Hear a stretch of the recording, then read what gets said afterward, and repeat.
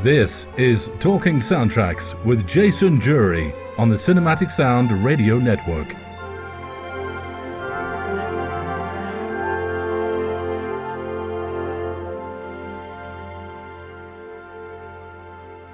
Hello again, my name is Jason Drury and welcome once again to Talking Soundtracks on the Cinematic Sound Radio Podcast. Logan Austin, welcome back to Talking Soundtracks. Glad to be here. First of all, tell us what has happened to you since we last chatted about The Last Whistle in 2019. Gotcha. So The Last Whistle came out, and that film first premiered at the Lone Star Film Festival, which is in Fort Worth, Texas, which is where the film was shot. And then it was on Netflix for a good period of time and definitely courted a football fan, a little bit more conservative of an audience. It's borderline a faith film, like a Christian film, which is not necessarily the idiom that, or the type of filmmaking that I personally want to do. No offense to the director, Rob, who did an impressive job putting all of that together. So My Tinder with Andre is a film I directed. I presume the audience is somewhat familiar with the film My Dinner with Andre, which was the inspiration for it, which is Andre Gregory and Wallace Shawn wrote this wonderful script that they got Louis Malle to direct. It was 1981, I believe. And I wanted to make a similar film that was just conversation-based. So I had shot that shortly after The Last Whistle, and then getting it edited, the sound mixed, the score produced, and then released properly was a bit of a long-winded process. So I took care of all those elements over the intervening years. I've done, I think, 2 other short film scores in that period. One was called Off to the Races, directed by Troy Peterson. The other was Dumps by Boris Bilic. And those were both sparse. Both directors requested something sparse. Off to the Races was solo piano. Dumps was solo acoustic guitar. But they both requested something on the sparser side. So those had some festival play. And then My Tinder with Andre premiered in the Atlanta area, which is where it was shot at the Plaza Theater, and then has now been released to streaming services. Tell us more about My Tinder with Andre. Yes, so My Tinder with Andre is about 2 young people, Chloe and Andre. Chloe is a pragmatist, a realist, very much a lives in this world sort of person who is a sociology student. And then Andre is a bit more of a free spirit, romantic, and he's an aspiring musician himself, working in more of the modern indie rock idiom. They have very differing opinions, and the film is showing how they interact and how they kind of differ conceptually in their beliefs, and how with all these differences, they kind of form a romance based on that and in spite of that. How exactly did the project come about? I'd always wanted, since seeing My Dinner with Andre when I was about 15 or 16, I'd always wanted to write a conversation-based film. And I wasn't sure what angle to approach until kind of that pun title popped into my head. This would have been around 2015, 2016. I wrote the first draft alone as a 1-act play to see if it had legs. That would have been only about a 30-minute project, or it would have been 30 minutes in length. So then Amber Laird, who's the female lead in the film, she also comes from a writing background like I do. So we started collaborating on the script, and then Jordan Iacobella, who's an actor that I've worked with before, we added him to the project, and we worked on the script together for about a year and a half, got it to a place where we felt very confident in the dialogue and confident in the characters and the personalities of the characters. So the film, a big goal of ours was to feel very natural. We actually included almost no improvisation. All of the dialogue pretty directly outlined in the script, very clearly what was being said. So even the ums and ers were written in to kind of have that naturalistic feel, even if it wasn't naturalistic by design. That, I thought, one of the major plus points of the film. It actually looked like just like 2 ordinary people having a date. Was there a number of retakes you had to do whilst filming? Because there's a lot of heavy dialogue and a lot of long takes of dialogue throughout the movie. Was it not too difficult for the actors to perform this in one take? Well, both actors came from a theater background. They both had experiences working in that field, which is similar to My Dinner with Andre, because Wallace Shawn and Andre Gregory come from that background as well. And having that, I don't think the film would have been possible without that. You need people who are prepared to, I mean, on a functional level, memorize extremely large passages of dialogue and be ready to go on them at pretty much any time. And then also just be living in that character and being ready to hold on to it for an extended period of time and stay in that world, which I think was because they helped with the script so much. That was already like well before we even started rehearsals. They were already living in the world of those characters because of their experience on the writing on the page. Now, whilst writing and directing, did the music you wanted to appear in the film come to mind in your head whilst you were working? Yes. So there are a few different elements to the film because the character of Andre is a musician. So thinking very much of what I wanted, he needed a sound, which kind of comes up in 2 tracks in the soundtrack, those being Lady Restless, which is a song that is sung by him and it's of his band.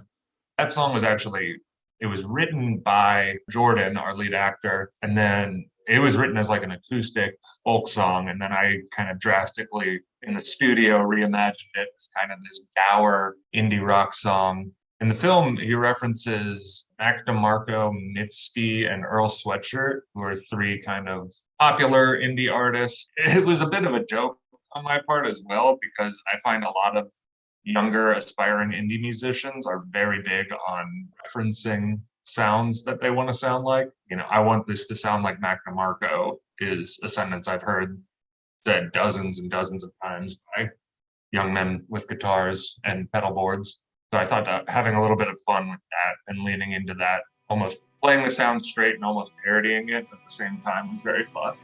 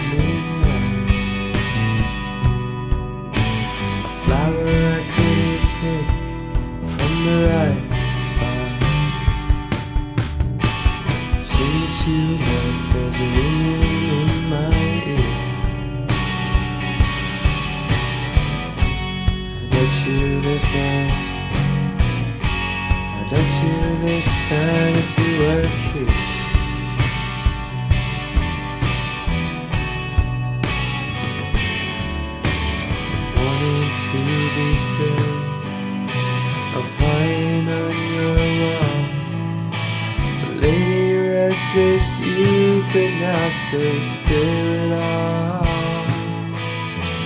Try to melt and mold me like a piece of clay. Hey, rigid, rigid, rigid is how I stayed. It's how I stayed. It's how I stayed. It's how I stayed.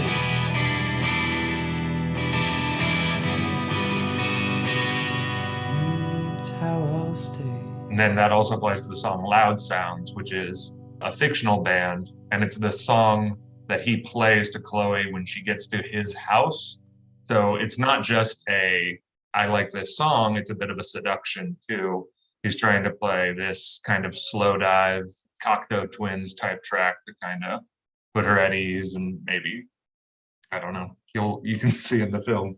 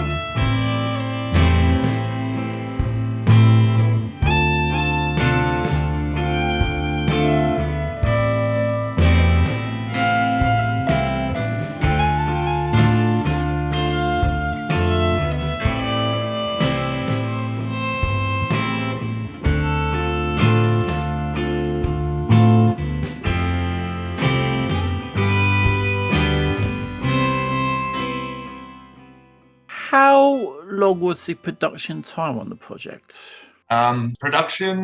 Physical production, or principal photography was about 1 week. It was a limited budget production, so that's about all the time we had for it, which kind of necessitated intensive rehearsals with the actors beforehand so that they'd be able to get through all that material within a very short time span. And then you'd only have the sound operated there for so long, only could have the cinematographer there for so long. Thankfully, with a very tight script in terms of characters and locations, we were able to pull it off. When was it filmed? Was it before COVID? And did COVID affect the post-production of this film? It was filmed before COVID. COVID very much slowed the post-production process. Many festivals were shut down or switched digital. And then I personally, editing process kind of ballooned out with COVID and just kind of the difficulties I feel a lot of people had with getting things done and produced. And I think working with Charlie Moody, our sound designer on the editing side, really helped revitalize that. I worked with him on The Last Whistle prior to this, and bringing him into this project, tremendous boost. Before that completed, how long did it take you to write the score for My Tinder with Andre, and was there any pieces you left out in the final cut? Yes, there was one piece that I wrote that I left out. So the final length of the score, the music that was produced originally for the film, would be about 15 to 20 minutes for a 90-minute movie. Let me see. Those songs all took variable lengths, and they all kind of had very different paths to creation. The opening underscore took around a month or two to write and record. That was a fun piece. I really like how that one turned out.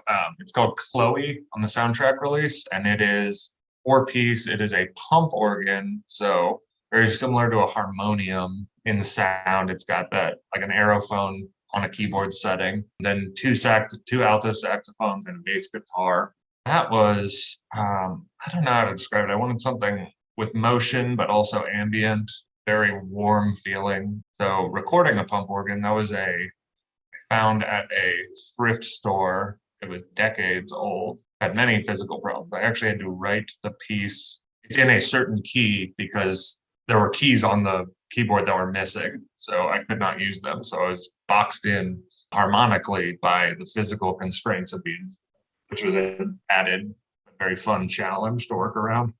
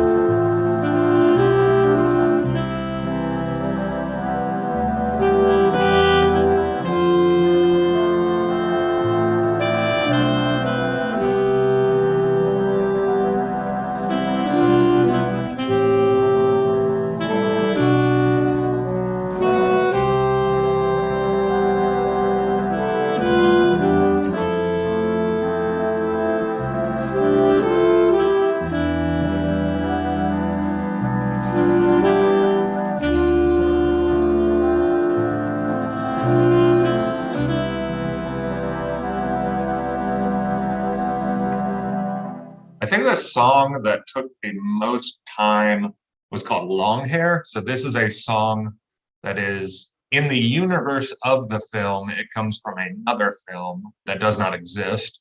And this was my attempt at writing a Tin Pan Alley, Great American Songbook style track, something in the vein of Moon River or The Days of Wine and Roses, which is a musical style that I'm just in love with. And if I could write in that idiom exclusively for the rest of my life, I would not be disappointed. So writing that was difficult. There's certain harmonic elements of that type of music that you don't hear as much, like these fully diminished sevenths, these 2-5-1 progressions, drawing from jazz there. And then lyrically, there's a bit of you've got to match the kind of language that was used in the early 20th century. I suppose the British equivalent would be the music hall songs that Paul McCartney loved to bite. So writing that was a real challenge. And then that actually was one of our biggest challenges in shooting was I don't mean to disparage Jordan. He's a wonderful performer, but he just simply had no experience working with jazz chords as a guitarist. So I think we did more takes of that scene where he plays that song than any other. He put in a large amount of work and he's developed as a musician fabulously. But getting that take up to my standards, which were a little bit exacting, took about 12 or 13 tries. Hey there, darling, what are you doing here with your long hair wanting to disappear? Ravens and lovebirds call out from the woods, asking, praying for us to leave for good. I know just who you really are, but I don't know just how far, far, far we'll go. I know just one thing in this world, and that's I love you. I love you. Hey there, long hair, what are we doing here? Two dreamers, two schemers, two soon-to-be sightseers. A big sky and big world for us to play around in. So tell me, sweetheart, how is all this sounding? I know just who you really are, but I don't know just how far, far, far we'll go. I know just one thing in this world, and that's I love you. I love you. That's I love you. The final piece on the song, I guess, would have the longest time frame between starting to be written and finished written. So the original film, My Dinner with Andre, ends with the piano piece Gymnopédie number 1 by Eric Satie. So I decided to kind of revitalize that track. Not that it needs revitalization, the most beautiful pieces ever written, but kind of modernize it. So I wrote lyrics to it. So it was, somewhat thematic lyrics, not like a Will Smith Wild Wild West narrating the plot exactly, but a kind of thematically getting into the same topics that are covered in the film itself and then putting them to Satie's music. And I got a singer, Eliana Dubin, who I had worked with on the last Whistle soundtrack, to sing that. So that is the closing song of the film.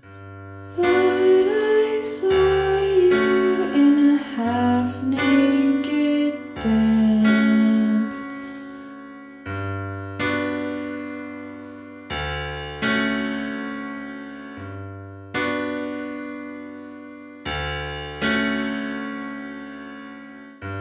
Feeling contained in only a glance.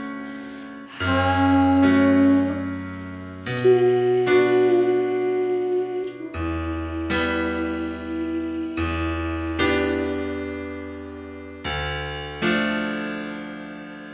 Suddenly, somehow, the clothing came back,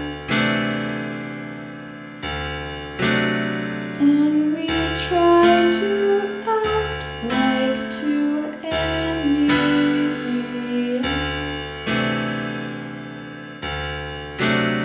two strangers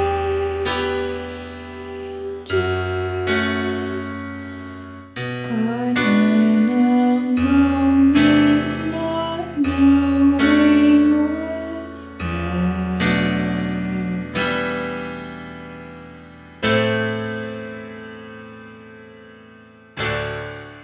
Now, as you said, the songs are very important to the score. And there's one song which I noticed was written under some dialogue. Was that song important to the scene, or just source music playing underneath the dialogue?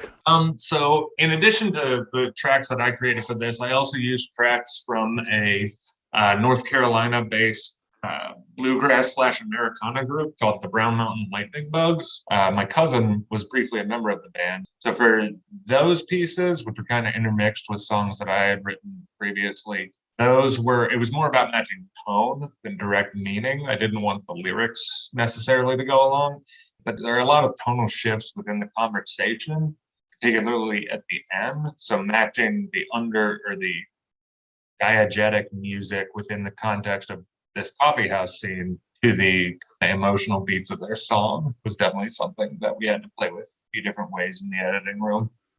Was there any favourite parts of the score or which you thought really worked best in the film? I'm very happy with the opening piece. I think that's the most, sophisticated piece of orchestration I did there. And I'd love to work with more sophisticated orchestration. It's just that when I've worked with other directors, they've kept asking me to do these very sparse things and they want to say, let me add strings, let me add orchestration. And then emotionally, the long hair track, it is guitar and vocal. But kind of thematically, what I'm going for there is because all the musical idioms that we've shown in the film so far have been modern ones, which modern songcraft is often very, especially in the indie sphere, is very evasive emotionally. You don't get direct statements, just I love you in them. So bringing the musical style, and these two characters are dancing around their own emotions in this day. So then having them sing this very old-timey song that's just very directly, I love you, I feel strongly emotionally. And I wanted to cut through the kind of modern technology inspired diffidence that they're showing one another and just have this moment of emotional directness, which I thought played very well with how the two actors respond to it and how they sang and looked at one another during the scene. Now, since we last talked in 2019, do you feel that your career has developed musically and as a director? I think I've gotten a lot more thoughtful about things. I feel like I've gotten more careful. Now, I wish I'd be able to say that I'd gotten tremendous opportunities in the meantime and I was, scoring an assistant to Desplat or something, but that is not the case. But I feel like I've gotten a much more tight control over what it is I want as a director, as a composer, as a writer. And I'd like to lean into that more and be able to work with other directors, work on my own projects as well. I'd like to do something very different. So my next project is a science fiction horror short film, which is a very different idiom than I've ever worked in. And I won't get into the kind of gruesome details of it, but as far as its score goes, my main inspiration, I've started working on samples for it. My main inspiration is Colin Stetson. Are you familiar with him? The name's familiar. I think I've heard of him. He plays the bass saxophone. He's also released some solo recordings that are just incredible. So he is primarily an instrumentalist. His composition kind of comes from that. So it's exploring kind of the limits of the bass saxophone as an instrument. So it's not just the instrumentation. Typically, he's doing extended techniques. He's doing these very dissonant overtones. The physical clacking of the keys form a percussive element. And I'm wanting to imitate this kind of taking an instrument that you're familiar with, which in his case and in this score's case, the saxophone, and pushing it to its limit so that you've got this very organic sound that's becoming strained and alien and imposing in that direction. Being an assistant composer on a project, could that be something that could appeal to you to help you learn your trade? Oh, absolutely. If I were given the opportunity, I would jump on it at a moment's notice. There's so many phenomenal composers that I would love to learn from, work for in whatever way. A Zimmer, a Desplat. I really love Johnny Greenwood's work. He's gotten, particularly in the past year with his Spencer score and the Power of the Dog score, he's doing these are, not blockbusters, but these are pop movies, and he's coming at them with such a kind of avant-garde mindset. But then he can also do something like Phantom Thread, which is a much more familiar idiom, and it's just gorgeous. These very lush, early 20th century sounds that are just, I could listen to them for days. So I would do that in a moment's notice. There don't seem to be many composers working in Atlanta, which is where I still live. I would jump anyone. I would love to get that experience. Now, I'm sure that Atlanta is not a hotbed of film music, but I'm sure if people hear your music, maybe on iTunes or Spotify, and on this show, people may become interested, and hopefully they will reach out to you and give you an opportunity to work more in the industry and get that environmental experience that you deserve.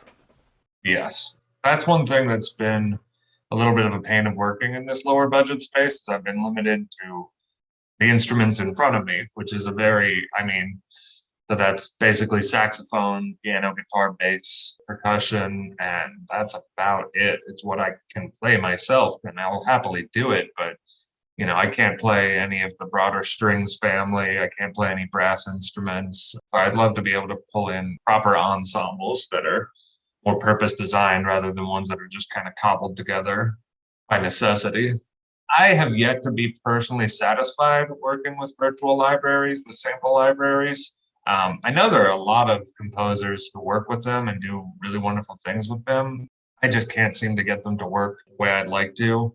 And I've never been in a situation to do a synthesizer-based score, but there's some phenomenal work in that space as well. You look at the 80s vintage ones, like the Tangerine Dream work, and it's just remarkable. Michael Andrews did the score for the film Me and You and Everyone We Know, which was synthesizer-based, but it comes away sounding extremely organic. And that's what I'm very impressed with, being able to draw so much emotion out of these synthesized instruments. It's all an upward battle in the film industry. So getting to these larger projects with these greater level of resources, that's the fight I'm having right now. So it's slow moving, but it will happen. I know that much. Well, I think the best thing you can do is just hang in there, keep plugging away and progress as well as you can, and hopefully sooner or later that break will come. Before we end, can you tell us where we can find My Tinder with Andre? And you also mentioned a soundtrack album. Where is that available from?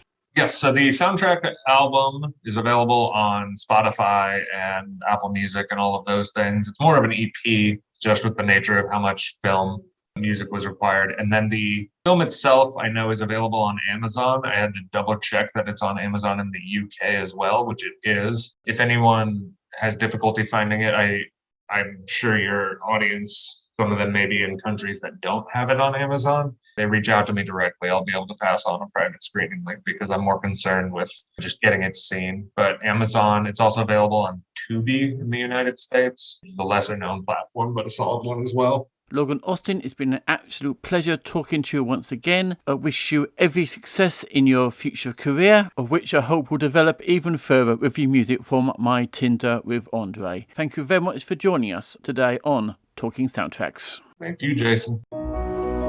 Thank you for listening to the Cinematic Sound Radio Podcast. I want to thank Tim Burton for providing his voice for all the bumpers you hear throughout the program, and to David Coscina for providing Cinematic Sound Radio's theme music.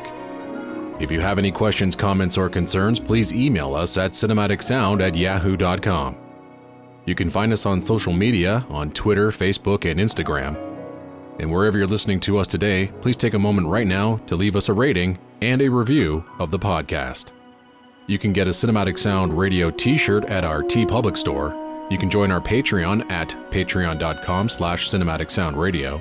And don't forget to check us out on the web at cinematicsound.net.